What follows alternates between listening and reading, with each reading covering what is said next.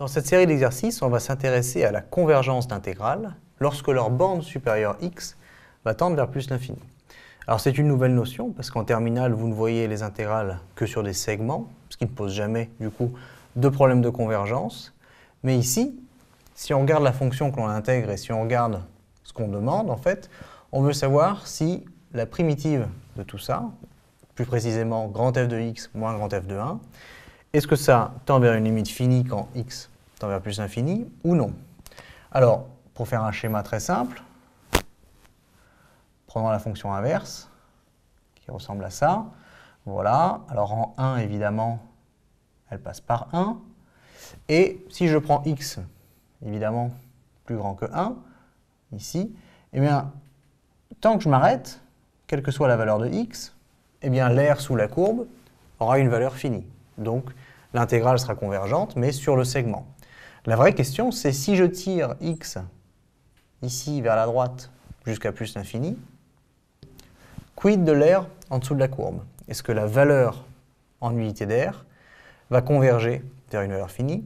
Ou est-ce qu'à chaque fois, je rajoute suffisamment d'air, même si ce n'est pas beaucoup, que l'aire en dessous est en fait, elle, infinie? Donc c'est cette idée-là que l'on va essayer d'aborder à travers ces exercices assez simples, qui vous permettent d'une part de revoir la dérivation, et d'autre part de vous intéresser à la limite du résultat de votre calcul. Alors ici, la fonction 1 sur t, est continue sur le segment 1x, évidemment, pour x. On va prendre x appartenant à 1 plus l'infini. N'importe quelle valeur de x, on pourra dire que la fonction t associe 1 sur t est continue sur 1x. Et en tant que telle, admet au moins une primitive sur le segment 1x. Donc on va pouvoir écrire ceci. On va pouvoir calculer l'intégrale de 1 à x de dt sur t. Alors on sait que la primitive de 1 sur t, c'est ln de t, et t est bien positif, parce que t appartient à l'intervalle 1x. Et donc ça va nous faire ln de t compris entre 1 et x, ce qui nous donne ln de x moins ln de 1, c'est-à-dire ln de x. Et maintenant, et seulement maintenant, on se pose la question de la limite quand x tend vers plus l'infini. On fait d'abord le calcul de l'intégrale, ensuite un passage à la limite. Et ça, quand x tend vers plus l'infini, eh bien, la limite est plus l'infini. Ce qui veut dire que l'intégrale ici, qu'on peut appeler I n'est pas convergente.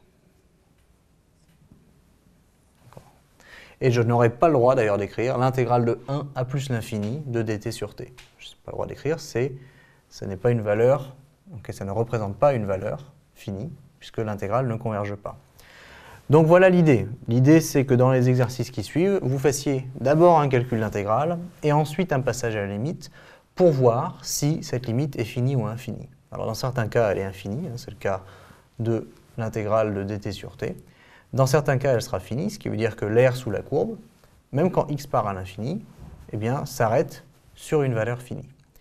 Et c'est la notion en fait d'intégrale impropre que vous verrez évidemment plus en détail en première année de prépa, mais que vous pouvez aborder et appréhender avec les outils que vous avez vus au lycée, à savoir le calcul intégral et le calcul de limite.